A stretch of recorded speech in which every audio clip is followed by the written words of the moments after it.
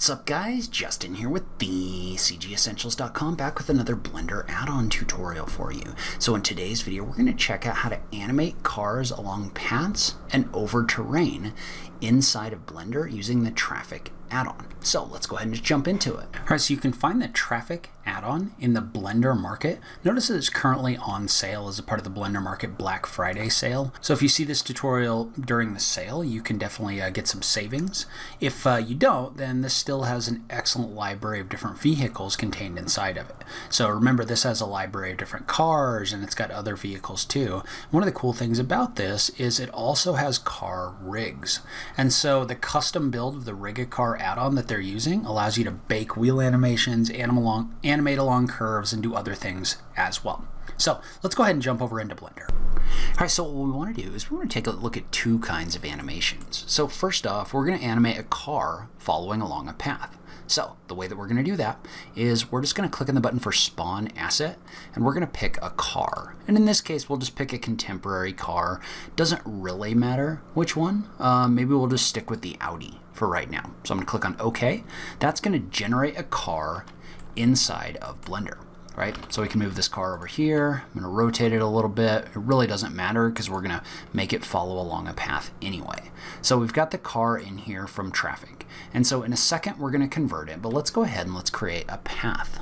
And so to create a path, we're going to go to our top-down view, and then we're just going to do a Shift A, and I'm just going to add a curve right here. So we're going to pick the first option, and then we're just going to adjust this. So we can tab into edit mode. Remember that you can rotate these as well as scale them in order to create a longer path. So I'm going to move this out like this. And we're just going to make a general road path. So we're not going to get too crazy with it. So we'll just tap the E key to extrude this. We can rotate it in order to adjust the way the path kind of comes together. So just something simple like this ought to work fine. So now we're going to tab back into object mode. And so what we've done is we've created a path inside of Blender that now we want our car to follow along. And so what we're going to do is, first off, we're going to do a save real quick. And so what we want to do is we want to take the rig that's built in to this car, and we want to set it up so that it follows along this path. And so notice how we can't do that right now. We can't even get into pose mode. That's because these cars come in locked, meaning you can't change them. So we just need to come in here and we need to convert this to an editable car. And so we're just going to select this and click on the button for convert to editable. What that's going to do is that's going to change this car, so now we can edit it inside of our scene. So notice how now if we go into pose mode, for example, we can move the rig around that's in here. So you can use this to adjust the direction that the tires are facing, or really other things in here as well. So you can use these in order to kind of move the car around. What we want to do first off is let's get our red color back, because that kind of went away, which is a little bit weird. But what we want to do is we want to go back into object mode, and we want to adjust our color back to kind of that darker red color. But now we want this to follow along our path. So to do that, notice how now that it's editable, there's an option here for rigs.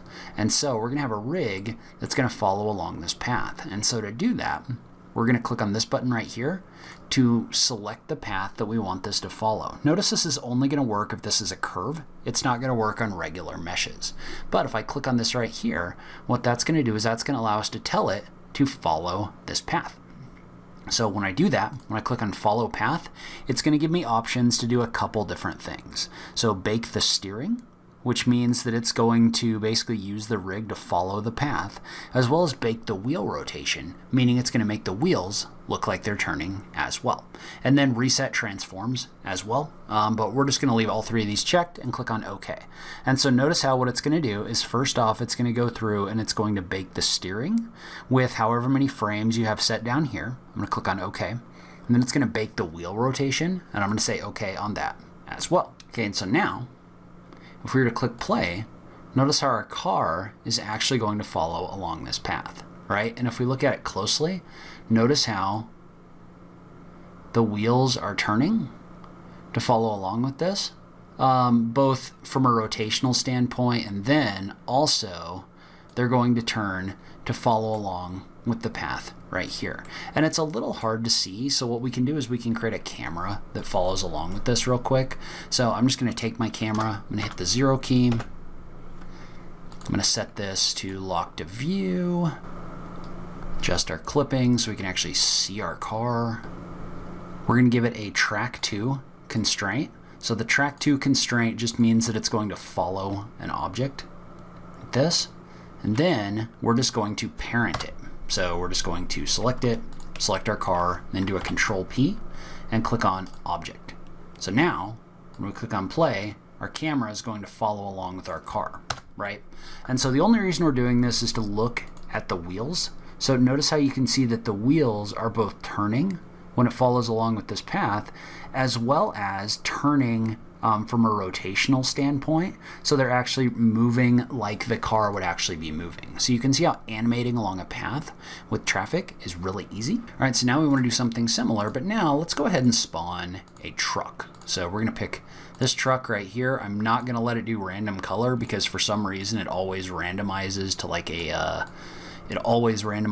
a white color. So let's just go ahead and pick a color that we actually like, and we're going to bring this in. So then we're going to save this, and we'll move this over a little bit. And so what we want to do is let's create a simple terrain. So I'm just going to add a plane in here. I'm going to scale it way up. I'm going to apply my rotation and scale. I'm going to subdivide it. And in this case, we're just going to create a hill. So something like this. We'll go ahead and move our truck back like this. We're going to move Bonnie out of the way.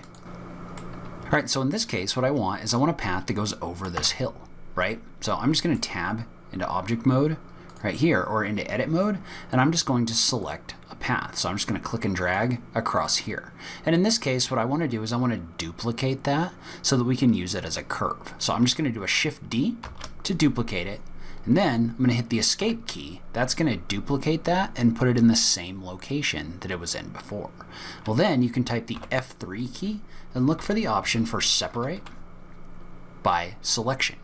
So when I click on that, what that's going to do is that's going to take that object and it's going to make it its own object inside of Blender. But this still isn't 100% going to work because it's not a curve. So we need to take this object and we need to go to Object, Convert. We want to convert this to a curve. So now it's actually in here as a curve and our rig can actually pick up on it. All right, and so now what we want to do is we just want to select our truck right here and we want to select our path. Notice how, by the way, sometimes this kind of jumps around on me a little bit. I'm not really sure why. Sometimes I just have to select the path, tab into edit mode, and then tab back out of it for this to work. I'm not really sure what the deal is with that, but what we can do is we can select this path, same way we did before, and click on the Follow Path button. And that's going to allow us to bake our steering as well as our tire rotation, things like that. So if I was to click on play, notice how my wheels are going to turn, and this is going to go up over the hill. And it does a pretty good job of following along with the hill right here. So that's going to go up, it's going to go over. Notice how my wheels are pretty much aligned with the hill, so it's doing a pretty good job in here. However, let's say that when we did this, and we're going to go ahead and go back, and we're going to remove our animation. Let's say when we did this, we had some random ups and downs in here. So for example, let's say we had a little bit of up right here. Let's say we had some down right here. And I actually came in here and I flattened this out a little bit just by adding a couple edge loops, because having that come to a point was kind of messing up the rig. So not a big change, but just kind of flatten that out a bit. All right, so what we've got now is we've got a surface in here, and I've added a couple bumps in here, but we've got a surface in here where we want our car to roll over top of it. And so the way that we're going to do that is we're just going to select our object right here. We're going to go ahead and set our path to this path right here, just like we did before. And then we also want to set our ground object. So when we do that, we can just use the eyedropper and select the ground right here. Well then, if we click on the option for follow path and click on OK, then we're going to click on OK again. Now, if we look at our truck, this truck is actually going to detect the ground plane in here along our path, and the tires are actually going to move up along with it. So notice how the actual truck rig is actually following along with the bump in our scene, like this. So we can actually use this to create not only vehicles that follow along with perfectly flat surfaces, but also surfaces like this one, where the shocks would actually take out some of the bump that comes along with this as well. So I will link to Traffiq on this page if you want to check it out. Remember, it is on sale right now as a part of the Blender Market Black Friday sale. But leave a comment below, let me know what you thought. As always, thank you so much for taking the time to watch this, and I will catch you in the next video. Thanks, guys.